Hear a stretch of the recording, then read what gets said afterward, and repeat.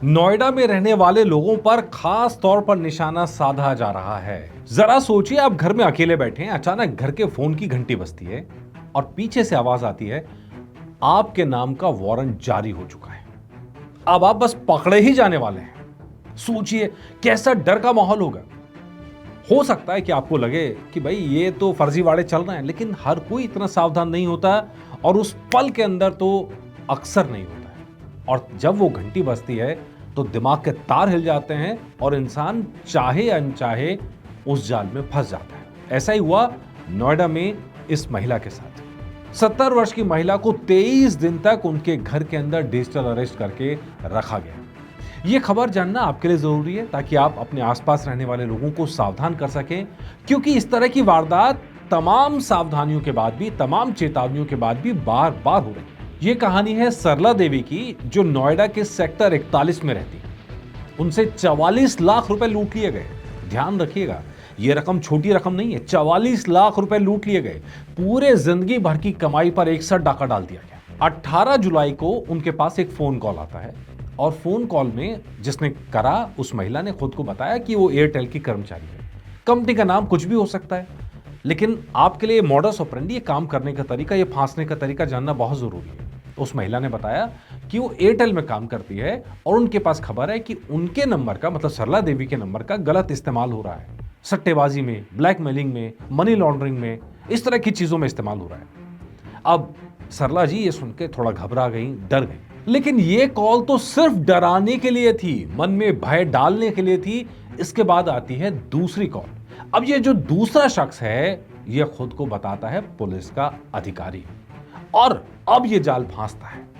मतलब पहले वाली कॉल थी वो सिर्फ डराने के लिए थी, और अगर वो शख्स डर गया तो फिर दूसरी कॉल आती है डराकर फांसने के लिए।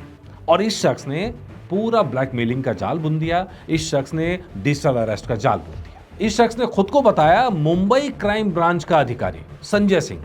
नाम कुछ भी रख सकते हैं भाई। जब फोन आते हैं नॉर्मली, जब पहला फोन घर के फोन कॉल पे आया, घर की कॉल पे आया, दूसरा मोबाइल पे आता है, तो उसके अंदर फिर डीपी लगी हुई होती है, पूरा माहौल सेट कर दिया जाता है और सामने वाले को, फंसने वाले को इस बात का पूरा एहसास कराया जाता है कि वाकई में वो अधिकारी पुलिस का ही है।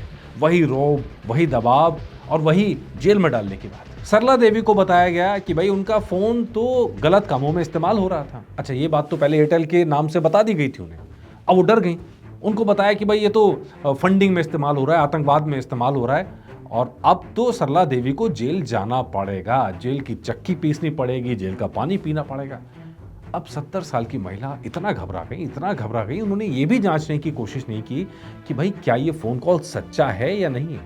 अच्छा, दिमाग की खासियत यही होती है कि जब वो एक बार डर जाता है तो उसका सोचने के तरीके बंद हो जाते हैं। इसी बात का फायदा ये ब्लैकमेलर, ये डिजिटल अरेस्ट में फांसने वाले लोग उठाते हैं। इसके बाद उन्हें घर के अंदर डिजिटल अरेस्ट कर दिया गया। मतलब वो किसी को फोन पे बात नहीं कर सकती, वो किसी को मैसेज नहीं कर सकती, वो किसी से फोन नहीं कर सकती, वो किसी को इंटरनेट के जरिए मैसेज नहीं भेज सकती, अपने आसपास के घर के लोगों पे, पड़ोसियों को कुछ बता नहीं सकती, क्योंकि उन पे हर समय निगाह रखी जा रही है। अगर उन्हें कुछ भी गड़बड़ किया तो मुंबई से पुलिस वाले आएंगे और उनको उठा के जेल में ले जाएंगे। अब एक भली महिला, एक बुजुर्ग महिला क्या करे ऐसे में? वो डर जाती है और वो वही करती है जो उनसे कहा जा रहा है। उनसे कहा जाता है कि भाई देखिए, ये तो डिजिटल अरेस्ट तो ठीक है, हम समझ रहे हैं कि आपने नहीं किया, लेकिन जब तक इंक्वायरी होगी आपके अकाउंट फ्रीज रहेंगे। मतलब इसके लिए आपको करना यह पड़ेगा कि अपने अकाउंट का पैसा इस सरकार के अकाउंट में डालना पड़ेगा। सरकार के अकाउंट में तब तक पैसा रहेगा जब तक जांच चले, उसके बाद पैसा आपको लौटा दिया जाएगा। अब महिला को इतना विश्वास हो गया उस शख्स पे, संजय सिंह नाम के पुलिस अधिकारी पे, फर्जी पुलिस अधिकारी पे, कि उन्होंने ये बातें मान ली। फिर अगले एक हफ्ते तक लगातार पैसा डाला जाता रहा। 20 जुलाई से 13 अगस्त तक, आप देखिए कितनी लंबी अवधि है। इस दौरान से महिला से पैसा डलवाया जाता रहा उस अकाउंट पे, जिस अकाउंट पे जांच के लिए जा रहा है। उनके सारे अकाउंट धीरे धीरे करके खाली कर दिए गए और पूरी जो जमा पूंजी थी 44 लाख रुपए की, वो लूट ली गई। जब होश आया तब तक बहुत देर हो चुकी थी। आखिरकार महिला को होश आया, उन्होंने पुलिस की मदद ली, साइबर क्राइम में शिकायत दर्ज कराई। लेकिन ये ठग तो बहुत तेज होता है। मतलब इधर से पैसा आया, उधर तुरंत दूसरे अकाउंट्स में ट्रांसफर कर दिया जाता है, दूसरे से तीसरे में ट्रांसफर किया जाता है, और कई बार तो देश से बाहर भेज दिया जाता है।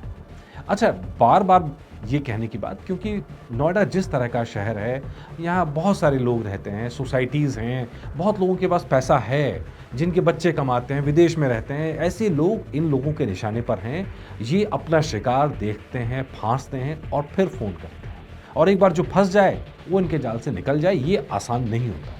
तो इसीलिए चेतावनी ये कि अगर कोई खुद को एयरटेल का कर्मचारी बता के कहे कि आपका फ़ोन में ब्लैकमेलिंग में इस्तेमाल हो रहा है, फंडिंग में हो रहा है, कोई पार्सल आया है, कुछ आया है, आपका नाम आतंकवादी हमले में है, किसी भी तरह की बात पे कोई पुलिस अधिकारी बता दे, जांच अधिकारी बता दे, टेलीकॉम ऑफिसर बता दे, कुछ भी बता दे, आपको विश्वास नहीं करना है। और अगर लगे कुछ गड़बड़ हो रही है, तो डिजिटल अरेस्ट के चक्कर में ना फंसे, तुरंत 1930 पर फोन करें या पुलिस को बताएं कि ऐसा ऐसा हो रहा है, या कम से कम अपने आसपास में किसी शख्स की मदद मांगे। ध्यान रखिए, सरकार हजारों बार कह चुकी है, बार बार कहा जा रहा है कि सरकार के पास डिजिटल अरेस्ट जैसी कोई चीज नहीं है।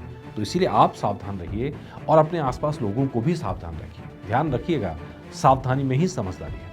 नोएडा 360 में ये स्पेशल एपिसोड आपको चेतावनी देने के लिए, वार्निंग देने के लिए, ताकि आप रहें सावधान और सुरक्षित। नमस्कार।